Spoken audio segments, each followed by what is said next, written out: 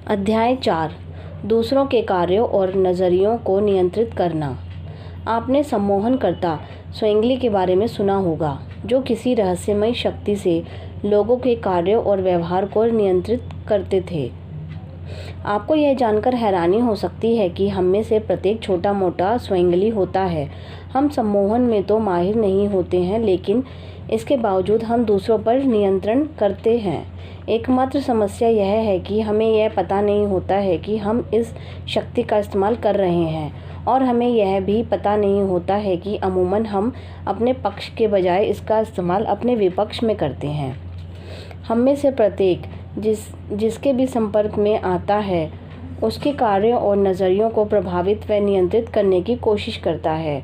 हमारे पास बस यह विकल्प होता है, हम इसका इस्तेमाल अच्छे के लिए करेंगे या बुरे के लिए, अपने लाभ के लिए या अपने नुकसान के लिए। आपको यह जानकर हैरानी हो सकती है कि जब भी कोई आपके साथ अशिष्टतापूर्ण बर्ताव किया या अतार्किक ढंग से काम करता है, तो हो सकता है उसे आपने ही निमंत्रित किया हो। आपको वही नज़रिया अपनाना चाहिए जो आप दूसरों में देखना चाहते हैं। लोग दूसरों के नज़रिए और कार्य पर वैसी ही प्रतिक्रिया करते हैं। इस सिद्धांत पर अमल करने से आपको आश्चर्यजनक परिणाम मिलते हैं। हर व्यक्ति सही चीज़ करना चाहता है। जीवन में हमारे सामने जो मंच तैयार होता है, उसी के अनुरूप हम अपनी भूमिका निभाते हैं। हमारे मन में एक अचेतन आकांक्षा यह रहती है कि हम अपने बारे में दूसरों की राय के अनुरूप अच्छे या बुरे बने। लोक व्यवहार में हम दूसरों के व्यवहार में अपने खुद के नज़रिए की झलक देखते हैं। ऐसा लगता है मानो हम किसी दर्पण के सामने खड़े हों। जब हम मुस्कुराते हैं तो आईने वाला भी मुस्कुराता है। जब हम त्योरी चढ़ाते हैं तो वह भी त्योरी चढ़ा लेता है, और जब हम चिल्लाते हैं तो वह भी पलटकर चिल्लाता है। यह जानने के बाद आप दूसरों की भावनाओं को काफ़ी आश्चर्यजनक हद तक नियंत्रित कर सकते हैं। जब आप खुद को किसी विस्फोटक स्थिति में पाएं, जो किसी भी पल हाथ से बाहर निकल सकती हो, तो अपनी आवाज़ नीची कर लें और इसे मृदु रखें। इससे दूसरे भी अपनी आवाज़ नीची रखने के लिए मजबूर हो जाएंगे। अगर वे अपनी आवाज़ मृदु रखते हैं तो वे नाराज़ और भावनात्मक नहीं हो सकते। ध्यान रहे, अगर आप अपने सामने वाले के गुस्सा होने के बाद इस तकनीक का इस्तेमाल करेंगे तो यह काम नहीं करेगी, लेकिन क्रोध के आने से पहले इस तकनीक का इस्तेमाल कारगर होता है। उत्साह संक्रामक होता है। उत्साह सर्दी से ज़्यादा संक्रामक होता है, और तटस्थता या उत्साह की कमी भी। आप किसी को कोई सामान तब तक नहीं बेच सकते जब तक कि आप उसके बारे में खुद उत्साहित ना हो। विश्वास से विश्वास उत्पन्न होता है। जिस तरह आप अपने उत्साह से दूसरों को उत्साहित कर सकते हैं, ठीक उसी तरह आप विश्वासपूर्वक काम करके दूसरों का विश्वास जीत सकते हैं। दुखद सच्चाई यह है कि औसत योग्यता वाले कई लोग असाधारण गुणों वाले लोगों से आगे निकल जाते हैं, क्योंकि वे जानते हैं कि विश्वास के साथ काम कैसे किया जाता है। सभी महान लीडर यह बात जानते हैं। मिसाल के तौर पर, जब नेपोलियन के सामने निर्वासन के बाद उन्हें पकड़ने के लिए फ्रांसीसी सेना भेजी गई, तो वे बहादुरी से उनके सामने आए। उन्होंने परम विश्वास के साथ काम किया, मानो उन्हें यह उम्मीद थी कि सेना उनके आदेश मानेगी। नतीजा यह हुआ कि सेना ने उनके आदेश माने। जॉन डी रॉकफेलर ने भी इसी तकनीक का इस्तेमाल किया था। जब एक कर्ज देने वाले ने यह सुझाव दिया कि वह उधार वापस चाहता है, तो रॉकफेलर ने झटके से अपनी चेकबुक निकाली। उन्होंने पूछा, आप क्या ज़्यादा पसंद करेंगे, नकद या स्टैंडर्ड ऑयल के शेयर? वे इतने शांत और आत्मविश्वासी नज़र आ रहे थे कि लगभग सभी कर्ज देने वाले ने शेयर का विकल्प चुना, और किसी को भी इस बात पर कभी अफसोस नहीं हुआ। यदि आप खुद में विश्वास करते हैं तो इस तरह काम करते हैं मानो आपको खुद पर विश्वास है, तो दूसरे भी आप पर विश्वास करने लगेंगे। अपने व्यक्तित्व में थोड़ी चुंबकीयता भरें। आत्मविश्वास कई सूक्ष्म तरीकों से झलकता है। हो सकता है कि हमने कभी विश्लेषण ना किया हो कि हमें किसी खास व्यक्ति पर विश्वास क्यों है, लेकिन अवचेतन रूप से हम इन छोटे छोटे संकेतों के आधार पर दूसरों का मूल्यांकन करते हैं। नंबर 1, अपनी चाल पर गौर करें।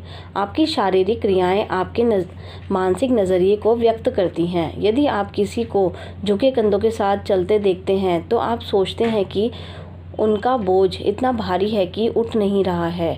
वे हताशा और निराशा का भारी बोझ ढोते नजर आते हैं। यदि किसी की आत्मा पर कोई बोझ है तो यह हमेशा उसके शरीर को भी झुका देता है। अगर कोई सिर और आंखें नीची करके चलता है तो आप एक निराशावादी व्यक्ति को देख रहे हैं। भीरू व्यक्ति अनिश्चित, झिझकते हुए कदमों से चलता है, मानो उसे खुलकर चलने में डर लगता हो। विश्वास से भरा इंसान साहस के साथ कदम उठाता है। उसका सीना तना होता है, उसकी आंखें सीधी और ऊपर एक लक्ष्य की ओर होती हैं जिस तक पहुंचने का उसे पूरा विश्वास होता है। नंबर 2, आपका हाथ मिलाने का अंदाज सामने वाले को इस बारे में बहुत कुछ बता देता है कि आप अपने बारे में कैसा महसूस करते हैं। मरियल, गीले कपड़े जैसा हाथ मिलाने वाले आदमी का आत्मविश्वास कम होता है। हड्डी चकनाचूर करने वाला आत्मगौरव के अभाव की भरपाई कर रहा है। दृढ़ हाथ मिलाना और बस थोड़ा सा दबाने से यह संदेश मिलता है, मेरी चीज़ों पर दृढ़ पकड़ है और आत्मविश्वास दर्शाता है। नंबर 3, आपकी आवाज़ के लहजे को संयत रखें।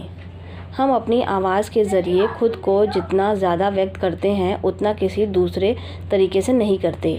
आवाज़ संवाद का सबसे ज़्यादा विकसित माध्यम है।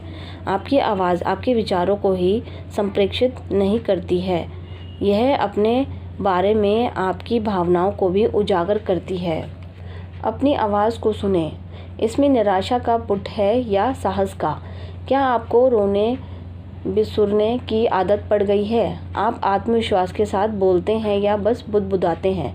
नंबर 4, मुस्कान के जादुई स्विच का इस्तेमाल करें। सच्ची मुस्कान दूसरों में दोस्ताना भाव जगा देती है। सिर्फ चेहरे से ही ना मुस्कुराएं, भीतर से मुस्कुराएं। हर व्यक्ति को एक अच्छी मुस्कान का वरदान मिला है, बस इसे बाहर निकालने की देर होती है। यदि आप अपनी मुस्कान का इस्तेमाल नहीं कर रहे हैं तो आप उस व्यक्ति की तरह हैं जिसके पास बैंक में 10 लाख तो हैं लेकिन चेकबुक नहीं है। लोगों से बेहतर प्रदर्शन कराने का एकमात्र तरीका विंस्टन चर्चिल की सलाह पर अमल करना है। मैंने पाया है कि यदि आप किसी व्यक्ति को कोई गुण हासिल करते देखना चाहते हैं तो इसका सर्वश्रेष्ठ तरीका उस पर वह गुण चिपकाना है। दूसरों को जता दें कि आप उन पर भरोसा करते हैं और वे भरोसेमंद बन जाएंगे। जो लोग दूसरों को बेहतर बनाने की कोशिश में उन्हें शर्मिंदा करते हैं, धमकाते हैं या सलाह देते हैं कि उन्हें क्या करना चाहिए, वे शायद ही कभी सफल होते हैं। अक्सर वे मामलों को बदतर बना देते हैं। कोई भी पूरी तरह अच्छा या बुरा नहीं होता। हम सभी के व्यक्तित्व के अलग अलग पहलू होते हैं। हम जो पहलू पेश करते हैं वह वही होता है जो दूसरे हमारे अंदर से बाहर निकलते हैं। दूसरों के अच्छे और उदार पहलू को बाहर निकालने के लिए संवाद और मनोविज्ञान का इस्तेमाल करें। आज ही एक उत्साही, आत्मविश्वासी नज़रिया और अंदाज विकसित करना शुरू करें। खुलकर बोलें, अपनी मुद्रा पर गौर करें, अपना सिर उठाकर चलें, आत्मविश्वास भरे कदमों से चलें, मानो आप किसी महत्वपूर्ण जगह जा रहे हों।